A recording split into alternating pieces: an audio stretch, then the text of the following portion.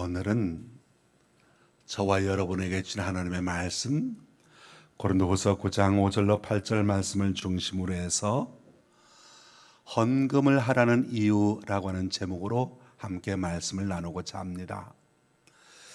전에는 1년에 한 번 딱 헌금 주간이라 해서 헌금 설교를 했었는데 몇 년 전부터 1년에 2번 하겠습니다. 말씀은 드려놓고 실질적으로 한 번밖에 못했습니다. 그러다가 올해부터는 이렇게 가을을 맞이하면서 한 번 더 해서 1년에 2번 헌금 설교를 하려고 합니다.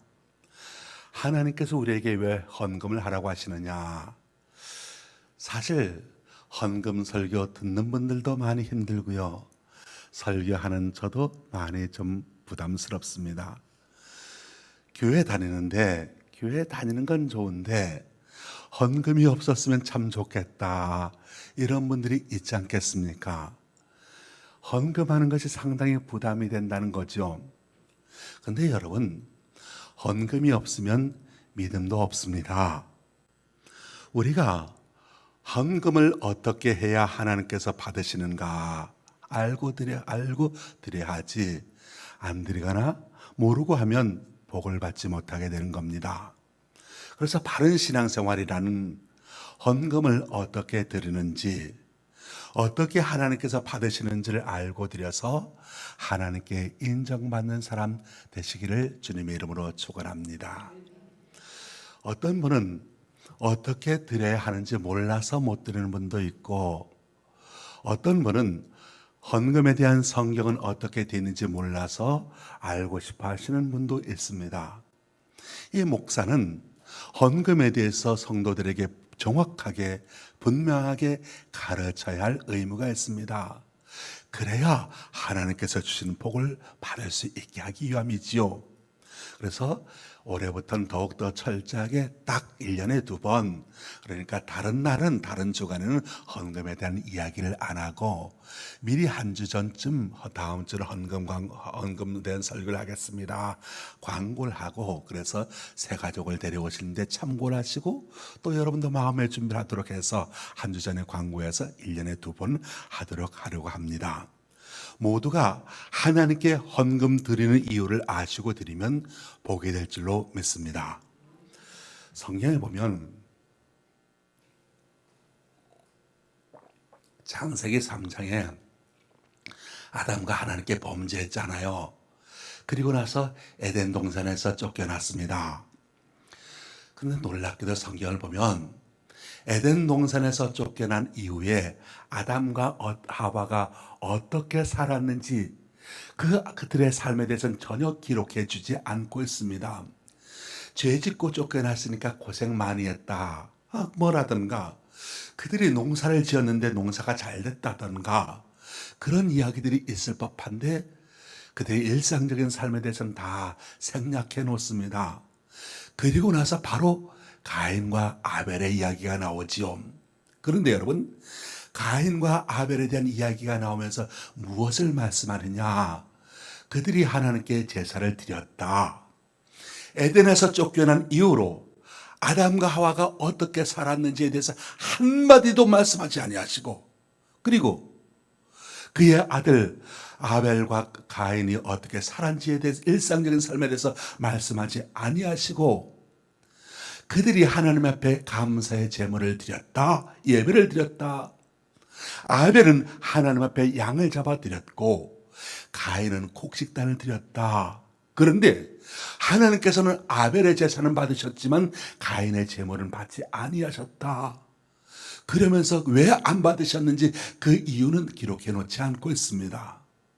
아무튼 아벨은 하나님께 바쳐서 하나님께 인정받고 믿음의 조상이 됩니다. 가인은 하나님께서 그 제물을 받지 아니하심으로 저주의 조상이 되었고 그 자손 대대로 저주받은 자손이 되었다, 그것을 말해주고 있습니다. 자, 여러분, 성경은 왜 이렇게 기록하고 있을까요? 무엇이 하나님께 중요한 것인가를 우리에게 말씀해주고 있는 겁니다. 우리가 하나님께 예배드리는 것, 그것을 하나님께서는 가장 귀하게 보시고 그리고 우리가 드려지는 이 예배를 하나님께서 받으시는 예배가 되도록 해야 한다. 그것을 성경은 우리에게 말씀하고 있는 겁니다. 만약에 하나님께서 받지 아니하시게 드린다면 우리 인간은 아무것도 아닌 것이 된다는 것이지요. 아무리 똑똑하고 아무리 잘나도 결국은 저주받은 백성이고 영원한 형벌을 받는 사람이 된다는 것을 말해줍니다. 그래서 가인과 아벨을 등장시켜서 우리에게 알려주십니다. 그렇다면 이제 우리가 하나님 앞에 예배를 드리며 헌금을 드리는데 왜 하나님께서는 헌금을 드리라고 말씀하시는 것이겠습니까? 그 이유가 뭘까요? 첫째로 하나님께서는 우리의 믿음을 보시기 위하여 헌금을 드리라 말씀하십니다. 아벨은 제사와 제물을 드렸는데 그 믿음이 인정받았고 가인은 드렸는데 그 믿음이 인정받지를 못했습니다. 인정받느냐 인정받지 못하느냐, 그 믿음이 하나님께 인정되느냐 인정되지 못하느냐. 그래서 우리가 헌금을 드릴 때 하나님께서는 순종하는 믿음을 보신다 말씀합니다. 신명기 12장 6절, 너희의 번제와 너희의 제물과 너희의 11조와 너희의 손의 거제와 너희의 소원제와 낙한 야물과 너희의 소와 양의 처음 난 것들을 너희는 그리로 가져다가 드리러 드리고 그리로 가져다가 드리라. 이 성막 모세 시대니까 성막 성전에 가져다가 드려라, 그 말씀을 하셨고, 그리고 이스라엘 백성들이 그 말씀에 순종하는지 안 하는지 그걸 보셨다는 겁니다. 사무엘상 12장 22절, 사무엘이 이르되 여호와께서 번제와 다른 제사를 그의 목소리를 청종하는 것을 좋아하심같이 좋아하시겠나이까. 순종이 제사보다 낫고 듣는 것이 순양의 기름보다 나으니, 그렇게 말씀하고 있습니다. 하나님께서는 순종하는 것, 하나님의 말씀 듣는 것, 그것을 보고 싶어 하신다는 거죠. 사울이 왜 망했겠습니까? 하나님의 말씀을 듣지 않아서 망했습니다. 불순종해서 망했습니다. 하나님께서는 그에게 복을 주시고 그가 순종하기를 바라셨는데 그가 말씀을 듣지 않고 불순종하는 것을 보고서 실망하셨던 겁니다. 하나님은 우리에게 순종하는가 안 하는 것을 헌금을 통해서 보십니다. 도달지 않고 이유 묻지 않고 하나님 하지 말라면 안 하고 하라면 하는 이 자세, 하나님께서는 보고 싶어 하십니다. 왜요? 우리는 피조물이니까 창조주의 하라는 대로 하는지를 보고 싶어 하신다. 우리는 그래서 그 순종 테스트에 합격해야 합니다. 그 다음 또 어떤 믿음을 보시고자 하시느냐? 말씀에 순종하는가, 말씀을 믿는가 하는 것을 보시고자 하십니다. 성경에 하나님이 하라고 그랬습니다. 레위기 27장 30절. 그리고 그 땅의 10분의 1, 곧 그 땅의 곡식이나 나무의 열매는 그 10분의 1은 여호와의 것이니 여호와의 성물이라. 10분의 1은 하나님의 것이라. 하나님의 것이니 너는 손대지 말라. 하나님 앞에 당연히 드려야 된다 말씀하고 있습니다. 민수기 7장 11절. 여호와께서 모세에게 이르시되 지휘관들은 하루 한 사람씩 제단에 봉헌물을 드릴지니라. 지위가 높은 지위에 있는 사람들은 매일 하나님 앞에 한 사람씩 헌물을 드려라. 순종하는지 또 하나님의 말씀을 믿고 따르는지 그것을 보고 싶어 하셨다는 겁니다. 여기에 합격된 사람들을 하나님께서는 인정하시고 크게 복을 주시고, 그리고 불합격하면 벌을 주셨다 말씀하고 있습니다. 그 다음 또 어떤 믿음을 보시기를 원하시느냐? 네 인생의 모든 필요한 것을 공급해 주시는 분이 하나님이시다라고 하는 것을 믿는 것을 보고 싶어 하신다는 겁니다. 너희가 지금 먹는 것, 너희가 지금 사용하고 있는 것, 너희가 잠자고 너희들이 사용하고 있는 모든 필요한 것들, 내가 다니고 있는 기업, 직장, 하나님께서 너에게 공급하고 있다는 것을 너희가 믿고 있는지 안 믿고 있는지 그것을 보고 싶다고 했습니다.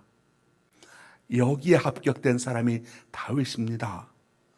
다윗은 왕이 됐지만 자기 것이라고 생각하지 않았습니다. 다 모든 것이 하나님의 것입니다. 그렇게 신앙 고백해서 복을 받았지 않습니까? 역대상 29장 11절로 12절 말씀입니다. 여호와여, 위대하심과 권능과 영광과 승리와 위엄이 다 주께 속하였사오니 천지에 있는 것이 다 주의 것이로소이다. 여호와여, 주권도 주께 속하였사오니 주는 높으사 만물의 머리심이니이다. 부와 기가 주께로 말미암고 또 주는 만물의 주자가 되사 손에 권세와 능력이 있사오니 모든 사람을 크게 하심과 강하게 하심이 주의 손에 있나이다. 이렇게 고백하고 있습니다. 모든 부와 기가 주님께로부터 왔습니다. 다윗이 그렇게 고백했고, 그래서 왕이 되었고, 그래서 부와 기를 누리게 되었고, 그리고 그 부와 기가 하나님으로부터 왔습니다. 모든 것이 하나님으로부터 말미암았으니 우리가 주의 손으로 받은 것을 주님께 드릴 뿐입니다. 고백하지 않습니까? 그렇습니다. 헌금이란 하나님이 내게 준 것 중에서 일부를 하나님께 드리는 것뿐입니다. 이것이 바로 다윗의 신앙 고백이었습니다. 다윗이 이렇게 신앙생활하니까 하나님께서 마음에 드셨다고 했습니다. 그래서 하나님께서 다윗을 보실 때 너는 내 마음에 합당한 자다, 그렇게 말씀하셨던 겁니다. 모든 것의 공급자가 하나님이시고 모든 것의 주인이 하나님이십니다 라고 하는 것을 믿고 그렇게 생활하는 사람, 그래서 다윗이 하나님께 인정을 받게 되었던 겁니다. 그런 것 보시려고 너는 얼마나 나를 신뢰하느냐, 이것을 보시기 위하여 우리에게 헌금을 드리라 말씀하십니다. 두 번째로 헌금을 드리라는 이유는 하나님을 경외하는가를 보시려고 드리라 하십니다. 하나님께서 아브라함에게 100세 아들을 주셨습니다. 그리고 세월이 흘러 그 아들이 성장했습니다. 이제 한 20대쯤 되었을 때였습니다. 근데 하나님께서 어느 날 청천벽력 같은 말씀을 하십니다. 그 아들을 내게 드려라. 아니, 100세 줘놓고 그것을 이제 뺏어가신다는 것입니다.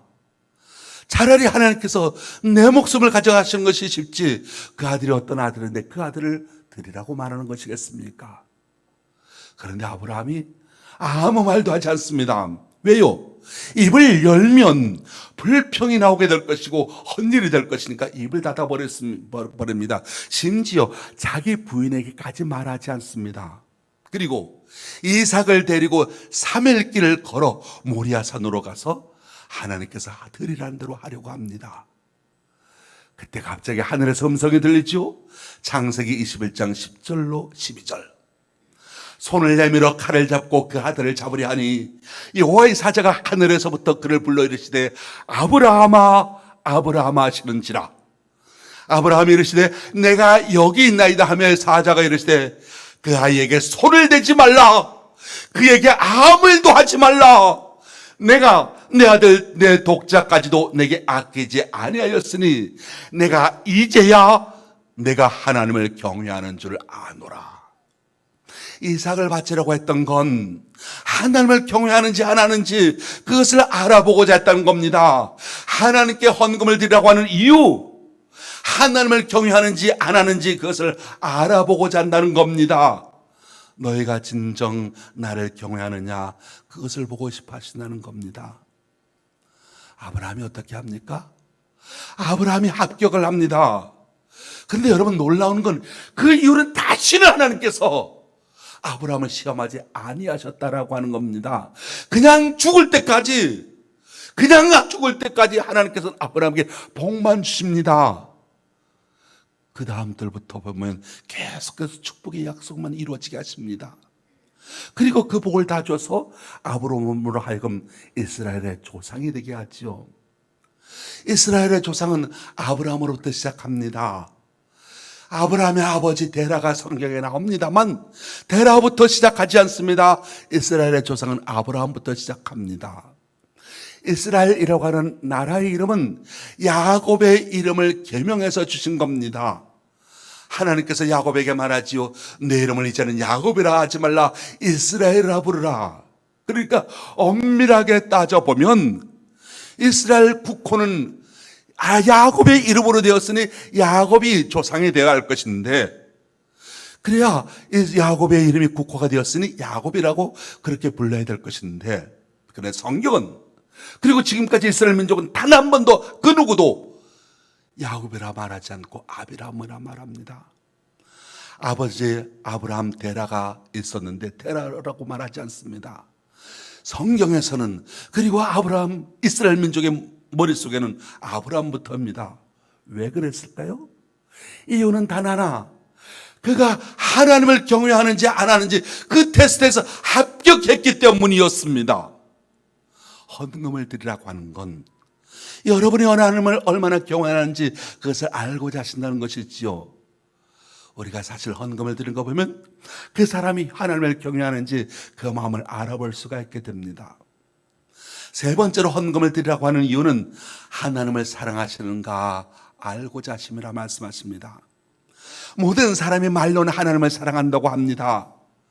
하나님께서 묻습니다. 내가 진정 나를 사랑하느냐? 내가 진정 나를 사랑하는지 그것은 알아볼 수가 있다는 거죠. 그런데 하나님이 볼 때 너는 나를 사랑하는 것이 아니라 너는 돈을 사랑한다. 사실 돈 싫어하는 사람 없잖아요. 돈 다 사랑하잖아요. 그래서 하나님은 돈을 더 사랑하는지 하나님을 사랑하는지 알아보신다 하는 것입니다. 우리 주님께서 말씀하십니다. 마태복음 6장 24절. 한 사람이 두 주를 섬기지 못할 것이니 혹 이를 미워하고 저를 사랑하거나 혹 이를 중히 여기고 저를 경히 여김이라.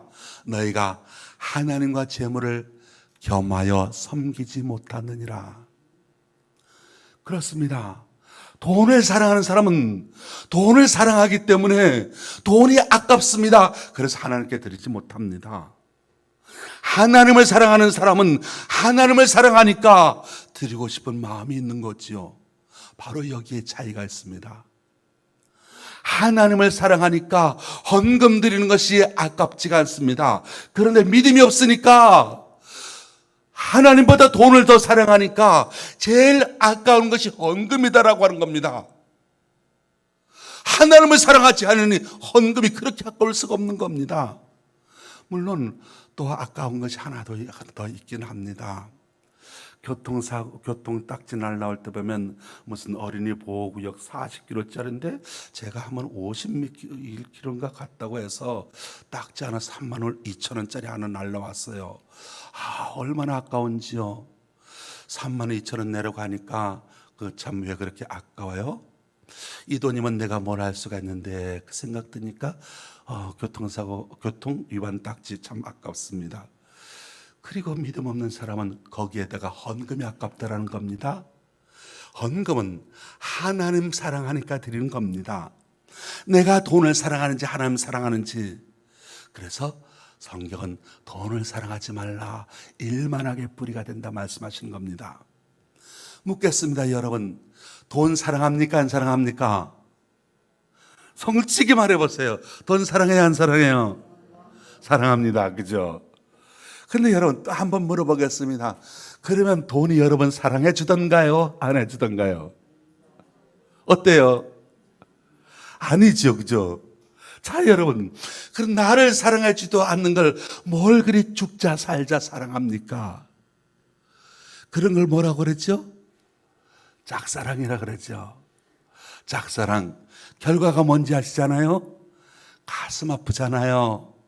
짝사랑 나중에 허망이 있잖아요. 얻은 것이 없잖아요. 하나님을 위하여 구별할 줄 아는 사람이 하나님으로부터 성별함을 받게 됩니다. 하나님의 구별함을 받는 사람 결코 후회함이 없습니다.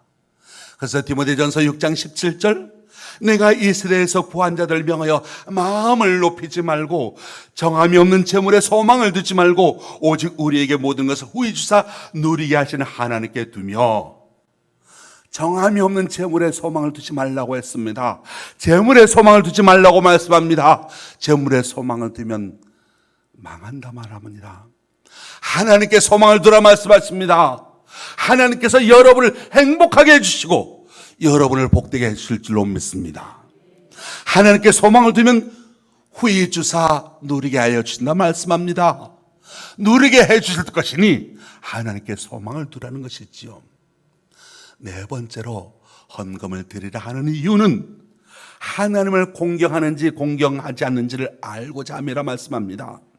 잠언 3장 9절로 10절 내 재물과 내 소산물의 처음 익은 열매로 여호와를 공경하라. 그리하면 내 창고가 가득히 차고 내 포도즙 틀에 새 포도즙이 넘치리라 말씀합니다. 많은 사람들이 부모님을 공경한다고 말합니다.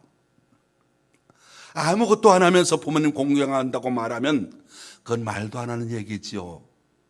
부모님을 공경하는 사람은 부모님을 섬깁니다. 부모님한테 돈을 쓸 줄 압니다. 말로만 하고 부모님한테 1절 1월 한 장 용돈 안 주는 사람, 그건 거짓말이지 않겠습니까? 진짜 부모님을 공경한다면 부모님께 돈 쓰는 것 아깝지가 않습니다. 당연히 내가 해야 할 의무라고, 당연히 내가 할 것을 하는 것뿐이라고 그렇게 생각되어지는 것이지요. 하나님을 공경하는지 안 하는지를 하나님께서 보고 싶어 합니다. 그리하면 내 창고가 가득히 차고 내 포도즙 틀에 새 포도즙이 넘치리라. 하나님께서는 뭐든지 해줄 수 있는 분이십니다. 하나님은 여러분에게 무엇이든지 해주시는 분이십니다. 하나님께 공경하는 것을 하나님께서 느끼시기만 한다면 그 사람에게 막 주고 싶어 하시는 것입니다. 부모가 그렇지 않습니까? 자식에게 뭐든지 다 주고 싶어 하지 않습니까? 뭐든지 다 해줄 수 있는 분은 하나님이십니다. 그래서 그걸 원하시니 약속하신다는 것입니다.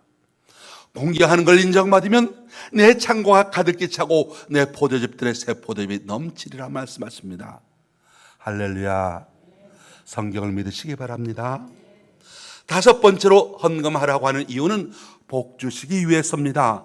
말라기 3장 10절 만군의 여호와가 이르노라 너희의 온전한 11조를 창고에 들여 나의 집에 양식이 있게 하고 그것으로 나를 시험하여 내가 하늘 문을 열고 너희에게 복을 쌓을 것이 없도록 붙지 아니하나 보라. 온전한 11조를 말씀합니다. 온전한 11조를 해라. 그러면 내가 너에게 복을 주겠다 말씀하십니다. 저는 우리 광교회 온전한 11조를 들을 줄 아는 사람이 늘어나게 되길 원합니다. 어떤 분이 여의도 순복음교회 실업인 선교회 무척 그렇게 부러워하시는 것을 들어보았습니다. 어떻게 그 교회는 성공하는 기업인들이 그렇게 많이, 대기업과 대회장들이 그렇게 그 교회에 많이 있느냐는 겁니다. 그런데 제가 오래전 조영기 목사님 살아계실 때 오산리 순복음기도에서 세미나, 자기가 목회에 성공했던 세미나를 일주일간 열은 적이 있습니다. 제가 거기서 참석해서 들었던 이야기입니다. 생각지도 못했던 일이었었는데 이 순복음교회 출신들이 호남 사람이 거의 70%였다고 합니다. 대조동에서 천막을 치고 시작하던 개척교회에 잠잘 곳이 없어서 몰려들었던 사람들, 전쟁 이후에 서울로 상경했던 사람들이 모였던 교회였다고 합니다. 그곳에서 무기력하게 죽어가고 거지와 같은 생활하는 사람들, 실패한 인생들을 보면서 조영기 목사님이 결심한 건 이 교인들이 축복받지 못하면 어떻게 영적인 축복을 선포할 수가 있겠는가 고민하다가 철저한 신앙과 철저한 11조를 강조해서 오늘날 축복받은 사람들이 모이는 교회가 되게 되었다 하는 말을 들었습니다.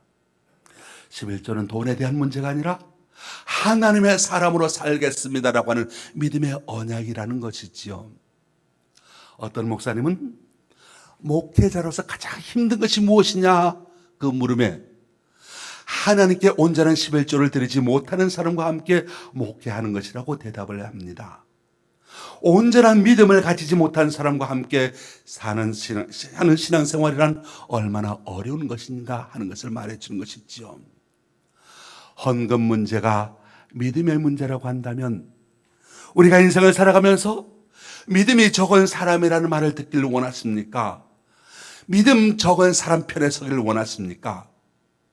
11조가 돈의 문제라고 한다면, 믿음의 문제라고 한다면 믿음 많은 쪽을 따라 살아가게 되시길 바랍니다. 신앙에 훨씬 유익합니다.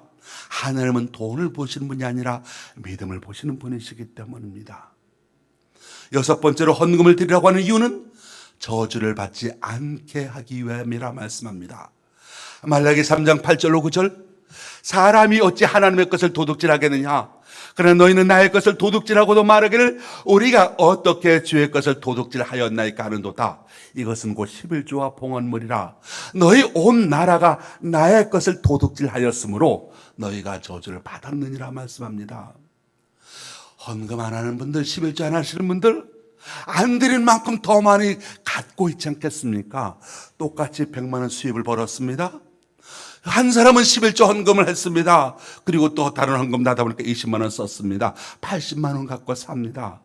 근데 하나는 사람은 100만 원 갖고 사니까 20년 후에는 더 잘 살아야 되지 않겠습니까? 그런데 시간이 지나면 더 못 사는 것을 봅니다. 드린 사람은 더 잘 살고 못 드린 사람은 더 못 살아. 왜 그렇게 되느냐? 너희가 저주를 받아. 저주를 받을 것이다가 아니라 받았느니라 성경은 말씀하고 있습니다. 우리가 이런 성경 구절을 배워야 한다는 겁니다. 7번째로 헌금을 드리라고 하는 이유로는 하나님께서 사랑해 주시기 위함이라고 말씀합니다. 오늘 본문 말씀 보십시오. 고린도후서 9장 7절 말씀입니다. 오늘 본문 고린도후서 9장 7절 함께 읽어보겠습니다. 시작. 정한 대로 할 것이요 인색함으로나 억지로 하지 말지니 하나님은 즐겨내는 자를 사랑하시느니라. 기쁘게 드리는 자를 사랑하신다 말씀하십니다. 사랑해 주신다는 것이지요. 헌금을 드려도 하나님께서 받지 않는 예물이 있다고 말합니다. 여러분 집에 가셔서 말라기 1장 전체를 꼭 읽어보시기 바랍니다. 말라기 1장.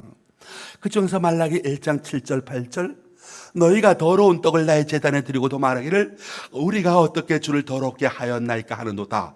이는 너희가 여호와의 식탁을 경멸히 여길 것이라 말하였기 때문이라. 만군의 여호와가 이르노라 너희가 눈먼 희생제물을 바치는 것이 어찌 악하지 아니하며 저는 것 병든 것을 드리는 것이 어찌 악하지 아니하냐. 이제 그것을 너희 총독에게 드려보라. 그가 너를 기뻐하게 했으며 너를 받아주겠느냐. 왜 헌금을 드릴 때 깨끗하고 흠없는 것 드리라고 그러는데 눈먼 것, 병든 것 이런 것들을 드리느냐. 나는 그것을 받지 않는다 말씀하십니다. 너희가 그런 것 드리고도 나에게 은혜 달라고 불쌍히 여겨 달라고 그러는데 내가 세상 총독이 그것을 들어주겠느냐. 하물며 그러거든 내가 들어주겠느냐 말씀하시는 겁니다. 너희가 눈먼 희생점을 드리는 것 바치는 것이 악하다. 병든 것 드리는 것 악하다. 너희 총독에게 그런 것을 갖다 줘봐라. 총독이 받겠느냐? 하물며 하나님께서 받으시겠냐? 말씀하시는 것이지요. 그러니 너희가 은혜를 구해도 못 받는다. 그러니 너희가 하는 것이 악하다라고 말씀하시는 것입니다. 그 결과가 무엇이냐. 말라기 1장 14절 흠 있는 것으로 속여 내게 드는 자는 저주를 받으리니 나는 큰 임금이요 내 이름은 이방 민족 중에서 두려워하는 것이 됨이니라. 만군의 여호와의 말이니라 말씀합니다. 하나님 마음에 안 들게 드리니까 저주를 받는다 말씀하고 있습니다.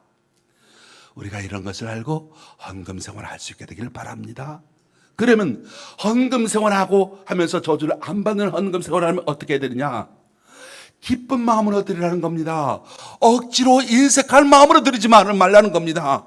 저는 것 병든 것 드리는 마음으로 그렇게 드리지 말라는 것이지요. 소나 양이나 염소나 흠없는 것으로 드리라. 그러니까 기쁜 마음으로 드리라는 겁니다. 너희가 여호와께 감사 제물을 드릴 때도 하나님이 기쁘게 받으시도록 해야 하는 것이지요. 마게도냐 사람들이 예루살렘 성도를 위하여 헌금을 할 때 얼마를 기쁘게 했다고 했습니다. 기쁘게 하니 하나님께서 받으셨다고 말씀합니다. 하나님께서 기쁘시게 받으시도록 인색하거나 억지로 드리지 말라는 것이지요.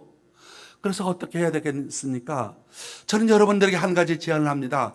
여러분들이 감사 헌금 드릴 때 감사 헌금 봉투에다가 하나님 드릴 수 있어서 감사합니다. 그렇게 손으로 쓰면서 그 마음을 가지고 드려보십시오. 그리고 11조라든가 현재 이렇게 헌금을 드릴 때 헌금에 넣으면서 하나님 이 예물을 드릴 수 있어서 감사합니다. 기쁘게 드릴 수 있어서 감사합니다. 그런 마음을 말로 하고 이 글로 써고 한번 해보십시오. 여러분들이 몇 번만 그렇게 하더라도 정말 그 다음부터는 여러분에게 기쁜 마음이 생겨납니다. 마음에 하나님께서 기쁘시게 하는 예물을 드릴 수가 있게 되지요. 그런 신앙이 될 수 있도록 신앙의 수준이 높아지게 되시길 바랍니다. 결론으로 말씀드립니다. 세상 모든 것의 주인은 하나님이십니다. 돈의 주인도 하나님이십니다. 그러므로 우리 사람들에게 돈을 주시는 분도 하나님이시고, 하나님의 주신 복으로 돈을 받아 잘된 사람, 복 많이 받은 사람이 됩니다. 물론 마귀도 돈을 줍니다. 깡패, 도둑놈, 독재자들 부귀영화 누리지요. 마귀의 영향을 받은 것들입니다. 그런데 여러분, 바로 그 사람은 그 돈 때문에 멸망당하게 됩니다. 그러므로 그것이 그들에게는 저주가 됩니다. 그런데 저와 여러분은 하나님을 잘 믿음으로 하나님으로부터 복받은 사람 되어서 그것이 여러분의 삶에, 여러분의 가정에 영원한 축복이 되시길 바랍니다. 우리가 하나님을 잘 믿고 하나님의 복을 받아야 잘 살게 될 줄로 믿습니다. 돈보다 하나님을 사랑하는 것을 보십시오. 헌금을 드려 임금 믿음을 인정받고 상급과 복을 받으십시오. 성경은 약속합니다. 여호와께서 명령하사 내 창고와 내 손으로 하는 모든 일에 복을 내리시고 내 하나님 여호와께서 내게 주신 땅에서 내게 복을 주실 것이라. 이 말씀이 여러분의 말씀이 되기를 원합니다. 그래서 우리와 함께 모든 성도가 하나님을 잘 믿고 하나님으로부터 복을 받는 성도가 되시기를 주님의 이름으로 축원합니다. 기도하겠습니다. 하나님 아버지, 오늘 하나님께서 우리에게 준 말씀을 배웠습니다. 왜 헌금을 하라고 하셨는지 그 이유를 배웠습니다. 우리의 믿음이 하나님께 인정받은 믿음 되게 하여 주옵시고, 우리의 삶의 모든 공급자가 하나님이시라는 것을 믿는 저희들 되게 하여 주옵소서. 우리가 하나님을 경외하게 되길 원합니다. 하나님 사랑하는 것 하나님부터 인정받게 되길 원합니다. 하나님을 공경하는 것도 인정받고 하나님께서 주시는 것 모든 것이 하나님의 것임을 우리가 인정하는 삶이 되게 하여 주옵소서. 오늘 말씀을 배운 성도들, 하나님께서 기뻐하시는 예물을 드리는 성도들 되게 하여 주옵시사. 하나님께 인정받고 복받은 사람들이 되어서 마음속에 은혜가 넘치고 삶 속에 하나님의 축복이 넘치게 하여 주옵소서. 예수님의 이름으로 기도합니다. 아멘.